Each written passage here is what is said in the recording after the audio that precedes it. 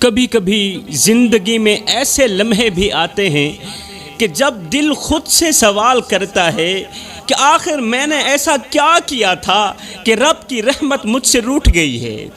جب دل اپنے من سے سوال کرتا ہے، بلکہ انسان اپنے اندر کے مفتی سے سوال کرتا ہے کہ آخر میں نے کون سی ایسی خطا کی تھی، آخر میں نے کون سا ایسا جرم کیا تھا کہ اللہ کی رحمت مجھ سے ہمیشہ کے لیے روٹھ گئی۔ شاید میں نے کسی کا دل تو نہیں دکھایا، شاید میں نے کسی کا دل تو نہیں توڑا۔ پھر انسان ماضی کے ہر قدم پر سوچنے لگتا ہے، سوچنے پر مجبور ہو جاتا ہے ماضی کے ہر قدم پر کہ کہیں میں نے کسی یتیم کے آنسو دیکھ کر نظریں تو نہیں چرا لی تھی، کسی مظلوم کی فریاد سن کر خاموش تو نہیں رہا تھا، چپ تو اختیار نہیں کی تھی کہ مظلوم روتا رہا اور میں خاموش رہا، کسی غریب کے خالی برتن دیکھ کر دل سخت تو نہیں کر لیا تھا، اور پھر حیران ہو کر اپنے رب سے شکایتیں کرتا رہا، شکوے کرتا رہا کہ میری زندگی میں آزمائشیں کیوں آتی ہیں، میری زندگی میں پریشانیاں کیوں آتی ہیں، رزق تنگ کیوں ہے، سکون کیوں چھن گیا ہے۔ پتہ ہے جوانو، اللہ ہم سے ناراض کیوں ہوتا ہے؟ اللہ اپنے بندے سے خفا کیوں ہوتا ہے؟ اللہ ہم سے ناراض اس لیے ہوتا ہے کیونکہ ہم اس کے بندوں کے ساتھ ظلم کرتے ہیں۔ اللہ ہم سے ناراض اس لیے ہوتا ہے کیونکہ ہم اللہ کے بندوں کا حق مارتے ہیں، ان کے دل دکھاتے ہیں۔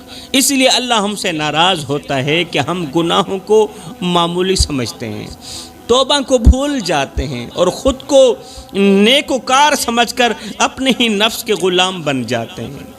خدا را میری قوم کے نوجوانوں، او میرے مسلمان بھائیوں، سب کچھ کرنا اللہ کی رحمت کو خفا نہ ہونے دینا، اللہ کی رحمت کو ناراض نہ ہونے دینا۔ جب رب کی رحمت روٹھ جاتی ہے نا تو پھر زندگی کی ہر راہ سنسان لگتی ہے، امید کے چراغ ایک ایک کر کے بجھنے لگتے ہیں، دعائیں مانگتے مانگتے لب خاموش ہو جاتے ہیں مگر دعا قبول نہیں ہوتی، اور لگتا ہے جیسے سجدے بھی خالی لوٹنے لگے ہوں، قبول نہ ہو رہے ہوں۔ دل چاہتا ہے کہ چیخ چیخ کر رو لوں، گڑ گڑا لوں، مگر آنکھوں کے آنسو بھی جیسے تھک گئے ہوں، آنکھوں سے آنسو بھی نہیں نکلتے، دل پتھر بن جاتا ہے، خاموشی کی ایک دیوار سی کھڑی ہو جاتی ہے، نہ کسی کو دکھڑا سنا سکتے ہیں، نہ رب سے کوئی جواب ملتا ہے۔ جوانوں، جب رب کی رحمت ناراض ہو جائے نا تو پھر دولت کے انبار بھی بے معنی ہو جاتے ہیں، بے وزن ہو جاتے ہیں، دولت کے انبار بے وزن ہو جاتے ہیں، بے معنی ہو جاتے ہیں، سستے ہو جاتے ہیں اگر رب ناراض ہو جائے۔ شہرت کے چرچے بھی تنہائی میں بدل جاتے ہیں، پریشانی میں بدل جاتے ہیں، دل کے اندر ایک ایسی آگ سلگتی رہتی ہے جسے کوئی ٹھنڈا ہی نہیں کر سکتا، کیونکہ سکون صرف رب کی رضا میں، سکون تو صرف اللہ کی رضا میں، اور جب رب ناراض ہو جائے تو پھر دنیا کی کوئی بھی شے انسان کا دل کا سکون نہیں بن سکتی، انسان کے دل کا چین نہیں بن سکتی۔ آج گھر گھر میں پریشانیاں ہیں، ہر دروازے کے پیچھے ایک الگ کہانی چھپی ہے، ہر چھت کے نیچے آہیں اور سسکیاں گونج رہی ہیں، گھر میں رہنے والی ہر عورت، ہر مرد کسی نہ کسی درد میں گرفتار ہے، کوئی غربت کی آگ میں جل رہا ہے تو کوئی بے برکتی کی وجہ سے دن رات فکروں میں گرا ہوا ہے۔ کیوں؟ اس لیے کہ ہم اللہ سے دور ہو چکے ہیں، ہم اللہ سے دور ہو گئے، اللہ ہم سے ناراض ہو گیا، اس لیے ہم وہ راستے چھوڑ چکے ہیں جو اللہ کے قریب لے جاتے ہیں، اور انہی راستوں پر چل پڑے جو ہمیں اللہ کی ناراضگی کے قریب لے جاتے ہیں، اللہ کی ناراضگی کی طرف لے جا رہے ہیں۔ اور جب اللہ ناراض ہو جائے تو پھر دنیا کی ہر نعمت بھی بے مزہ ہو جاتی ہے، بے معنی ہو جاتی ہے، دولت کے انبار بھی پھر بوجھ بن جاتے ہیں تب جب اللہ ناراض ہو جاتا ہے۔ پھر مال بھی ہوتا ہے، دولت بھی ہوتی ہے، لیکن دولت کے اندر برکت نہیں ہے، ہر وقت کوئی نہ کوئی گھر کے اندر بیمار ہی پڑا رہتا ہے، آج فلاں کی دوائی آ رہی ہے، آج فلاں کی دوائی آ رہی ہے، مال ہے، دولت ہے، لیکن راتوں کو نیند نہیں آتی، دل بے چین رہتا ہے، دل بے قرار رہتا ہے، بھاگتے ہیں پیروں کے پاس، عاملوں کے پاس، کہیں ہمارے گھر جنات تو نہیں داخل ہو گئی۔ میرے محترم بھائیوں، 10 گناہ ایسے ہیں جو گھر میں بے بہا غربت، پریشانیاں اور مصیبتیں لاتے ہیں۔ 10 گناہ ایسے ہیں جو گھر میں پریشانیاں، مصیبتیں، غربت لاتے ہیں۔ یہ گناہ گھر میں رہنے والے ہر ایک انسان کو دلی سکون سے محروم کر دیتے ہیں، قلبی سکون سے محروم کر دیتے ہیں۔ محبتیں ختم ہو جاتی ہیں، رزق کم ہو جاتا ہے، اور سب سے خطرناک بات یہ ہے کہ ہم میں سے اکثر لوگ ان گناہوں کو گناہ سمجھتے ہی نہیں، بلکہ ان میں مکمل طور پر ڈوبے ہوئے ہوتے ہیں۔ سب سے بڑا گناہ تو یہ ہے نا کہ ہم ان گناہوں کو گناہ ہی نہیں سمجھتے، اور یہی غفلت ہمیں تباہی کے دہانے تک لے جا رہی ہے۔ اس لیے میرے محترم بھائیوں، ہمیں خود کو ٹٹولنا ہوگا، اپنے اعمال کا حساب لینا ہوگا۔ اب بات کرتے ہیں کہ آخر وہ کون سے 10 گناہ ہیں جو انسان کو سکون سے محروم کر دیتے ہیں، جو گھر میں رہنے والے چھوٹے سے لے کر بڑے، حتیٰ کہ پورے خاندان کو، پورے گھر والوں کو پریشانیوں کی دلدل میں دھکیل دیتے ہیں۔ فرمایا پہلا گناہ، گھر میں اللہ کا نام نہ لینا۔ گھر میں اللہ کا نام نہ لینا یہ بھی بہت بڑا گناہ ہے۔ جس گھر میں اللہ کا ذکر بند ہو جائے، جس گھر میں قرآن کی تلاوت کی آوازیں خاموش ہو جائیں، وہاں شیطان کھل کر ناچتا ہے۔ جس گھر میں اللہ کا نام نہ لیا جائے، جس گھر میں نماز نہ پڑھی جائے، جس گھر میں اللہ کا ذکر بند ہو جائے، وہاں تو شیطان کھل کر ناچتا ہے، وہاں برکت کے دروازے بند ہو جاتے ہیں۔ میرے رسول کریم صلی اللہ علیہ وآلہ وسلم نے فرمایا جس گھر میں قرآن نہ پڑھا جائے وہ گھر قبرستان کی مانند ہے۔ وہ گھر کہاں ہے؟ وہ تو قبرستان ہے۔ سوچئے قبرستان کیسا ہوتا ہے، جس قبرستان کی میرے نبی نے مثال دی ہے، وہ قبرستان کیسا ہوتا ہے، ویران، سناٹا، خوفناک۔ تو جس گھر میں قرآن کی تلاوت بند ہو، وہ گھر بھی اندر سے قبرستان جیسا ہی ہو جاتا ہے، وہ گھر بھی ویران ہو جاتا ہے، اس کے اندر سناٹا چھا جاتا ہے، اس کے اندر خوف چھا جاتا ہے۔ آپ نے کبھی غور کیا کہ جن گھروں میں ہر وقت لڑائی جھگڑے ہوتے ہیں، دل ایک دوسرے کے قریب نہیں آتے، وہاں اکثر قرآن کی آواز سنائی نہیں دیتی، اس لیے تو وہ ہر وقت پریشان رہتے ہیں۔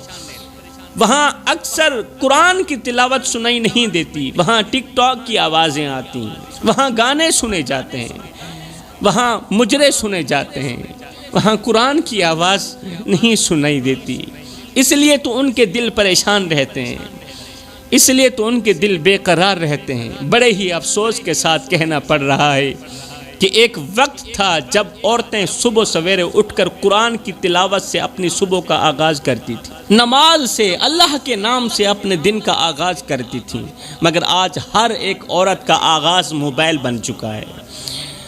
ہر ایک عورت ٹک ٹاک سے ہی اپنے دن کا آغاز کرتی ہے، ہر ایک لڑکی فیس بک سے ہی اپنے دن کا آغاز کرتی ہے، اور اگر کبھی مجبوری سے قرآن سننے کا دل کرے بھی تو موبائل پر لگا کر کام چلا لیا جاتا ہے۔ موبائل کے اوپر تلاوت لگا لی یا موبائل کے اندر ہی قرآن مجید کی تلاوت کر لی، بس کام چل گیا۔ ہائے، اسی غفلت نے ہی تو ہمارے گھروں سے سکون چھین لیا ہے۔ صبح کی برکت ختم ہو گئی، دن بھر کے اعمال سے رب کی رضا دور ہو چکی ہے، رزق میں بے برکتی آ چکی ہے، بیویوں کے لیے شوہروں کے دل سخت ہو چکے ہیں، شوہروں کے لیے بیویوں کے دل سخت ہو چکے ہیں، بچوں کی زبانوں میں بدتمیزی آ گئی، ماں باپ کی دعاؤں کا اثر باقی نہ رہا۔ کیوں؟ وجہ یہ ہے کہ ہم اپنے دن کا آغاز موبائل سے کرتے ہیں، اپنے دن کا آغاز ٹک ٹاک سے کرتے ہیں، اپنے دن کا آغاز، صبح کا آغاز اللہ کے نام کے بجائے ہم گندی ویڈیوز کے ساتھ کرتے ہیں۔ ایک اللہ والا بزرگ کسی گاؤں میں داخل ہوا، لوگوں نے پوچھا، بابا جی ہمارے گھروں سے سکون کیوں اٹھ گیا ہے؟ رزق ہے مگر برکت نہیں ہے، بابا جی بچے ہیں مگر فرما بردار نہیں ہیں، مال ہے مگر دل بے چین ہے، مال ہے، دولت ہے، مگر راتوں کو کروٹیں بدلتی رہتی ہیں، نیند نہیں آتی، مال ہے، دل بے چین ہے، دل بے قرار ہے، دل بے اطمینانی کا سبب بنا ہوا ہے۔ آگے بابا جی نے جو جواب دیا سونے کی تختی پہ لکھنے والا جواب ہے۔ بابا جی نے کہا، بیٹا ایک کسان کے پاس ایک زمرد کا بیج آیا۔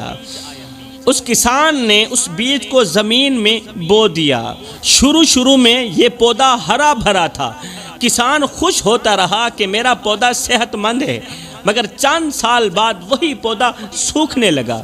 جب سوکھنے لگا تو آخرکار وہ پودا سرے سے ہی مر گیا، سرے سے ہی ختم ہو گیا۔ جب ماہرین نے پودے کی جڑ کھود کر دیکھی کہ آخر یہ پودا کیوں مر گیا، کیوں سوکھ گیا ہے، تو نیچے سے ایک کیڑا نکلا۔ پودے کی جڑ کے نیچے سے ایک کیڑا نکلا جو سالوں سے جڑ کو اندر سے کھا رہا تھا۔ باہر سے تو یہ پودا ہرا بھرا لگ رہا تھا، مگر یہ پودا اندر سے تباہ ہو رہا تھا، کیونکہ ایک کیڑا تھا جو اس پودے کو اندر ہی اندر کھا رہا تھا۔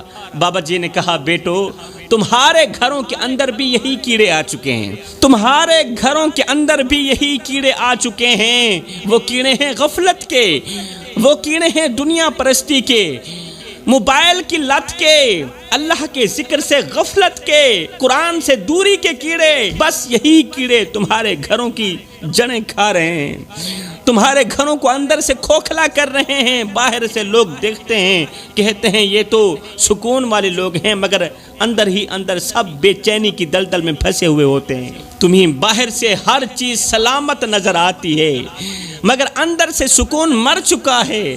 اگر جڑ بچانی ہے تو ان کیڑوں کو نکالو، اگر جڑ بچانی ہے تو غفلت کو نکالو، اگر جڑ بچانی ہے تو نفرتوں کو نکالو، بغض کو نکالو، انا کو نکالو۔ اللہ کے ذکر کو گھر میں زندہ رکھو، اللہ کے ذکر کو گھر میں زندہ کرو۔ موبائلوں سے نہیں، تلاوت قرآن سے اپنے دن کا آغاز کرو، ورنہ یاد رکھنا تمہاری زندگی کا درخت بھی ایک دن گر جائے گا، پھر کوئی اسے اٹھا نہیں سکے گا۔ تو فرمایا جس گھر میں اللہ کا ذکر نہ کیا جائے وہاں شیطان ناچتا ہے۔ یہ تو ہو گیا پہلا گناہ۔ اب بات کرتے ہیں دوسرے گناہ کی۔ دوسرا گناہ ہے کسی انسان کا دل دکھانا، جو گھر میں بے بہا غربت لاتا ہے، پریشانیاں لاتا ہے، مصیبتیں لاتا ہے۔ جس گھر میں دل دکھانے کا عمل ہوتا ہے وہاں سے رحمت کے فرشتے اٹھا لیے جاتے ہیں، وہ گھر بے برکتی کا مرکز بن جاتا ہے، رشتے ٹوٹنے لگتے ہیں، محبتیں ختم ہو جاتی ہیں، اور گھر کے افراد ایک دوسرے سے دور دور ہو جاتے ہیں۔ آج لوگ ہنستے ہنستے دوسروں کی زندگیوں کو برباد کر دیتے ہیں اور سمجھتے ہیں کہ ان کی قسمت ہی ایسی تھی۔ کسی کی زندگی کو سکون سے محروم کرنے والوں، یاد رکھو کسی کی ٹوٹی ہوئی سانسوں میں چھپی بد دعا جب آسمان پر پہنچتی ہے نا تو قسمت کے سارے ستارے بجھ جاتے ہیں۔ رب خاموش ضرور ہے مگر وہ حساب چکانے میں دیر نہیں کرتا۔ یاد رکھنا جس دن دکھی انسان کی فریاد ساتوں آسمان پار کرے گی نا، اس دن تیرے جیسے ظالم کا سکون تیری ہی آنکھوں کے سامنے دفن ہوتا نظر آئے گا۔ تو زندہ ہوگا مگر جی نہیں پائے گا۔ اس دن تیرا خوبصورت محل تیرے لیے قید بن جائے گا۔ جس دن اللہ کا ترازو انصاف تولے گا نا، اس دن تیرے اپنے بھی تجھے پہچاننے سے انکار کر دیں گے، کیونکہ اللہ کا ترازو تو صرف انصاف ہی تولتا ہے۔ کسی کو دکھ دے کر، کسی کو درد دے کر، کسی کی عزت والی پگڑی خاک میں ملا کے تجھے کیا لگتا ہے کہ تو ساری زندگی ایسے ہی مسکراتا رہے گا؟ نہ بندے نہ، بس وقت کے الٹنے کی دیر ہے، تیری باری بھی دور نہیں ہے۔ اس لیے کہ زندگی کے کسی نہ کسی موڑ پہ اپنا کیا آخر بھگتنا ہی پڑتا ہے۔ آج زمانے کا ستایا ہوا انسان گھٹنوں میں سر لیے بیٹھا ہے اور رو رو کر کہہ رہا ہے، فریاد کر رہا ہے، اللہ تیری دنیا بڑی ظالم ہے، اللہ تیری دنیا بڑی ظالم ہے۔ یہاں سچائی روند دی جاتی ہے، وفا کو ٹھوکر مار دیا جاتا ہے، اور دھوکے باز کے قدموں میں دنیا کی عزتیں بچھا دی جاتی ہیں۔ یہاں ہر طرف فریب ہے، یہاں ہر طرف دھوکہ ہے، بے وفائی کا بازار گرم ہے۔ یہاں معصوم روتے ہیں، مجبور سسکتے ہیں، انسانیت کے جنازے اٹھ رہے ہیں، اور ظالم ہنستا جا رہا ہے۔ اللہ کب تیرا انصاف بولے گا؟ دیکھا ہے ظالم تو ہنس رہا ہے اور مظلوم رو رہا ہے، اللہ بتانا کب تیرا انصاف بولے گا؟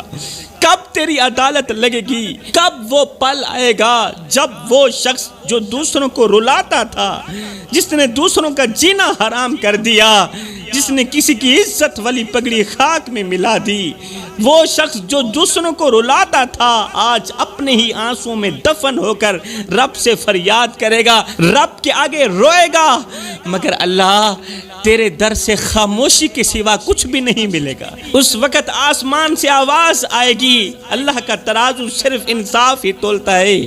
اللہ کا ترازو جب انصاف تولنے پہ آتا ہے تو پھر ظالم کا غرور خاک میں ملتا ہوا نظر آتا ہے۔ کسی کو اتنا مت ستاؤ کہ وہ اللہ کے سامنے تمہارا نام لے کر رو پڑے۔ خدا پاک کی عزت کی قسم، اگر وہ اللہ کے سامنے تمہارا نام لے کر رو پڑا تو یاد رکھنا تمہارے لیے بہت بڑا مسئلہ بن جائے گا، تمہارے لیے بہت بڑی مصیبت کھڑی ہو جائے گی، اس لیے کہ اللہ کا ترازو صرف انصاف ہی تولتا ہے۔ کبھی کبھی زندگی انسان کو ایسے موڑ پر لے آتی ہے جہاں سانس تو چلتی ہے مگر انسان زندہ نہیں ہوتا ہے۔ کچھ لوگ زخم بھی ایسے دے جاتے ہیں جو دکھائی بھی نہیں دیتے مگر جینے بھی نہیں دیتے۔ لوگ سمجھتے ہیں سب کچھ ٹھیک چل رہا ہے، لوگ سمجھتے ہیں سب ٹھیک ہے مگر اندر ایک قبرستان آباد ہوتا ہے جہاں امیدیں دفن ہوتی ہیں، جہاں سکون مر چکا ہوتا ہے، لیکن دل ہر پل رب کے انصاف کا منتظر ہوتا ہے کہ کب وہ لمحہ آئے گا کہ جب ہمیں رلانے والے کے چہرے سے ہنسی چھین لی جائے گی۔ اللہ کا ترازو جب انصاف تولے گا تو ظالم کا ستیہ ناش کر دے گا۔ یاد رکھنا جوانوں، دکھی انسان کا دل ہر پل اللہ کے انصاف کا منتظر رہتا ہے، کمزور انسان کا دل ہر پل اللہ کے انصاف کا منتظر رہتا ہے، اور مظلوم کی آہ، دکھی انسان کے دل کی آہ ہواؤں کو پھاڑ کر، فضاؤں کو پھاڑ کر، ساتوں آسمان چیر کر عرش کا دروازہ جا کھٹکھٹاتی ہے اور اپنی بات منوا کر ہی دم لیتی ہے۔ آج زمانے کا ستایا ہوا شخص رو رو کر فریاد کر رہا ہے، فریاد کر رہا ہے، اللہ تیری دنیا بڑی ظالم ہے، اللہ تیری دنیا کے لوگ بڑے ظالم ہیں، یہاں کے لوگ سالوں کی محنتوں پر ایک پل میں پانی پھیر دیتے ہیں، زندگی بھر کی محنت کو ایک پل میں روند دیتے ہیں، وفاؤں کو ٹھوکر مار دیتے ہیں، یہاں رشتے ضرورت کے محتاج ہیں، عزتیں سودے بازی میں بک جاتی ہیں، سچائی کمزوری میں دفن ہو جاتی ہے اور جھوٹ تخت پر بیٹھ جاتا ہے۔ انسان ہارتا تو نہیں بس ٹوٹ جاتا ہے میرے بھائیوں، انسان ہارتا تو نہیں بس بکھر جاتا ہے، زندہ رہتے ہوئے بھی انسان مر جاتا ہے، اور پھر ہر رات انسان اللہ کی عدالت کے سامنے بیٹھ کر روتا ہے کہ کب انصاف کی صبح طلوع ہوگی، کب مجھے انصاف ملے گا۔ جب ایک دکھی انسان اللہ کی عدالت کے سامنے بیٹھ کر روتا ہے نا کہ یا اللہ میں بہت تکلیف میں ہوں، یا اللہ میں بہت درد میں ہوں، قسم یا اللہ پاک کی، اس وقت رب کی ذات کہتی ہے اے میرے بندے میں تیرے صبر کو دیکھ رہا ہوں، او میرے دکھی انسان تیری سسکیوں کو میں رب سن رہا ہوں، تیرا ہر آنسو میرے عرش کے قریب آ رہا ہے۔ جو لوگ آج تجھے رلا رہے ہیں کل انہی رلانے والا میں ہی ہوں گا، جو تیرے درد سے کھیل رہے ہیں ان کی ہنسی بھی میں ہی چھینوں گا، اور سن میں رب تیرے نصیب میں وہ خوشیاں لکھوں گا، وہ خوشیاں لکھوں گا جن کا تصور بھی تیرے دشمن نہیں کر سکیں گے۔ بس تو ایک کام کر، تھوڑا سا صبر کر۔ اللہ فرماتا ہے تھوڑا سا صبر کر، کیونکہ صبر کرنے والا شخص مجھے بہت زیادہ پسند ہے۔ تو صبر کر کے میرا پسندیدہ بندہ کیوں نہیں بن جاتا؟ ایک بار صبر تو کر، بس میرا جو ترازو ہے نا وہ انصاف تولنے والا ہے، وہ انصاف کرنے والا ہے۔ جوانو، خدا کا عرش کبھی نہیں کانپا، مگر ایک لمحہ ایسا آتا ہے کہ خدا کا عرش بھی کانپ اٹھتا ہے۔ یہ وہ لمحہ ہوتا ہے کہ جب ایک دکھی انسان اللہ کی عدالت کے سامنے بیٹھ کر رو کر کہتا ہے اللہ میں بہت تھک چکا ہوں، اللہ میں بہت تکلیف میں ہوں، میرے مالک میں بہت درد میں ہوں۔ یہ وہ لمحہ ہوتا ہے کہ جب اللہ کا عرش بھی کانپ اٹھتا ہے۔ اللہ مجھ سے صبر کا دامن چھوٹتا جا رہا ہے، اللہ کب وہ وقت آئے گا جب میرے زخم بھر جائیں گے۔ اللہ کب وہ وقت آئے گا جب میری پریشانیاں خوشیوں میں بدل جائیں گی؟ اللہ کب وہ لمحہ آئے گا جب میرا صبر جیت جائے گا اور میرا دشمن ہار جائے گا؟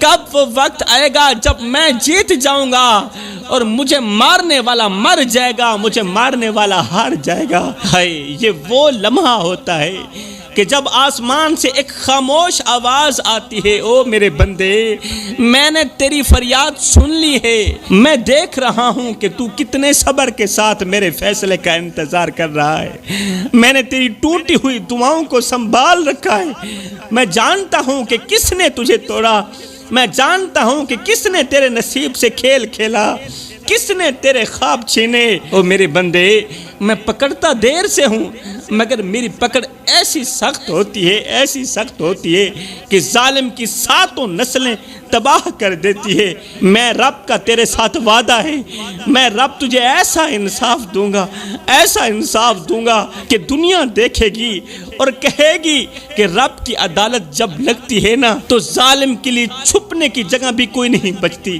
بس تو تھوڑا سا اور صبر کر لے۔ تو فرمایا کسی کا دل دکھانے والا شخص بھی ہمیشہ کے لیے پریشان ہی رہتا ہے۔ یہ تو ہو گیا دوسرا گناہ۔ اب بات کرتے ہیں تیسرے گناہ کی۔ وہ کون سا تیسرا گناہ ہے جو گھر میں بے بہا غربت لاتا ہے، پریشانیاں لاتا ہے، اور وہ ہے ماں باپ کو دکھ دینا۔ تیسرا گناہ ماں باپ کو دکھ دینا، ماں باپ کو پریشان کرنے والا جو گناہ ہے نا، یہ عمل بھی گھر میں بے بہا غربت لاتا ہے۔ ماں باپ کو پریشان کرنا، ماں باپ کو بد دعائیں دلوانا۔ جو اولاد ماں باپ کی آنکھوں میں آنسو لاتی ہے نا، اس کے نصیب کی روشنی بجھ جاتی ہے، اس اولاد کی نصیب کی روشنی بجھ جاتی ہے۔ جو ماں کے دل کو توڑتا ہے، اس کی دعائیں آسمان کی بلندیوں سے واپس نہیں لوٹتی میرے بھائیوں۔ جو نوجوان باپ کے چہرے پر فکر کی لکیریں ڈال دیتا ہے نا، اس کی زندگی کی راہیں تنگ ہو جاتی ہیں۔ دنیا کی کوئی طاقت اس کے رزق میں برکت نہیں ڈال سکتی۔ جو والدین کو دکھ دیتا ہے، ماں باپ کی چیخیں جب رب کے عرش پر پہنچتی ہیں نا تو فرشتے بھی کانپ اٹھتے ہیں، اور پھر اللہ کی عدالت میں ایسے فیصلے ہوتے ہیں، ایسے فیصلے ہوتے ہیں جنہیں سن کر انسان کا وجود لرز جاتا ہے۔